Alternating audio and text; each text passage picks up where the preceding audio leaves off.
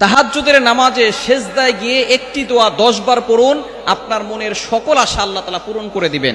তাহাজ্জুদের নামাজটা হচ্ছে এমন নামাজ, এই সময় সকল মাখলুকাত ঘুমিয়ে থাকে, পাখিগুলো ঘুমিয়ে থাকে, গাছপালা ঘুমিয়ে থাকে, কিন্তু আল্লাহ পাক রব্বুল আলামিন সব সময় কিন্তু তার বান্দাদের দিকে খেয়াল রাখেন, কখন কে আল্লাহকে ডাক দেন।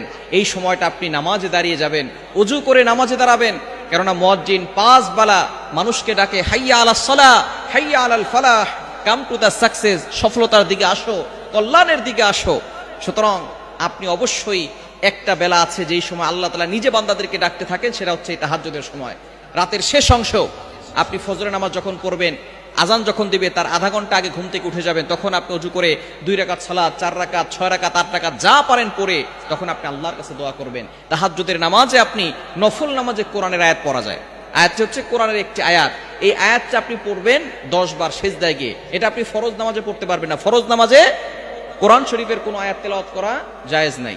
আপনি এটা নফল নামাজে পড়বেন, তাহাজ্জুদ নামাজ যেহেতু নফল নামাজ, এই সময় আপনি লম্বা নামাজ পড়বেন এবং আপনার কাকুতি মিনতিগুলো আল্লাহর কাছে বলবেন, কেননা এই সময় আল্লাহ তাআলা নিজে প্রথম আসমানে এসে বান্দাদেরকে ডাকেন।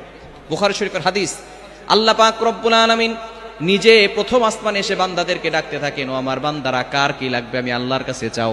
বিপদে পড়ে গেছো বান্দা, অভাবে পড়ে গেছো, আমি আল্লাহর কাছে বলো অভাব দূর করে দেব। বিপদে পড়ে গেছো, আমি আল্লাহর কাছে বলো সাহায্যের ব্যবস্থা করব। টাকা পয়সার অভাব, আমি আল্লাহর কাছে বলো টাকা পয়সার ব্যবস্থা করে দিব। সুতরাং আমরা টাকা পয়সা লাগলে এমপির কাছে যাই, মন্ত্রীর কাছে যাই, মিনিস্টারের কাছে যাই। আপনি আল্লাহর কাছে চান, অবশ্যই আল্লাহ তাআলা আপনাকে দেওয়ার জন্য প্রস্তুত, কিন্তু আমরা চাওয়ার মতো চাইতে পারি না।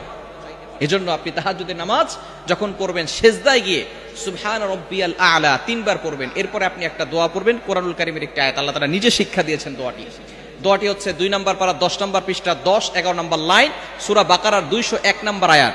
রব্বানা আতিনা ফিদ দুনিয়া হাসানাতাও ওয়া ফিল আখিরাতি হাসানা ওয়া কিনা আযাবান নার।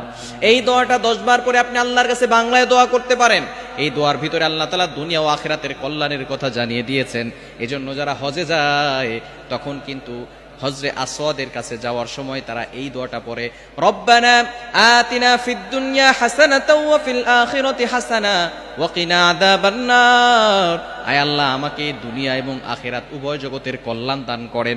সুতরাং আপনি এই দোয়াটা 10 বার পরে আল্লাহর কাছে চাইবেন।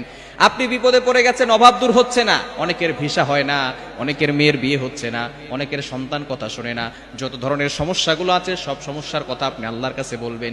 এই সময় যদি আপনি আল্লাহর কাছে দোয়া করেন, আল্লাহ তাআলা আপনার সকল দোয়াগুলো কবুল করবেন এবং মনের যত আশা আছে সকল আশাগুলো আল্লাহ তাআলা কবুল করে নেবেন। সুতরাং তাহাজ্জুদের নামাজে সিজদায় গিয়ে আপনি সূরা বাকারার 201 নম্বর আয়াত 2 নম্বর পারা 10 নম্বর পৃষ্ঠা 10 নম্বর লাইনে রয়েছে, রব্বানা আতিনা ফিদ দুনিয়া হাসানা ওয়া ফিল আখিরাতি হাসানাতাও ওয়া কিনা আযাবান নার। এটা পড়ে আপনি আল্লাহর কাছে দোয়া করবেন।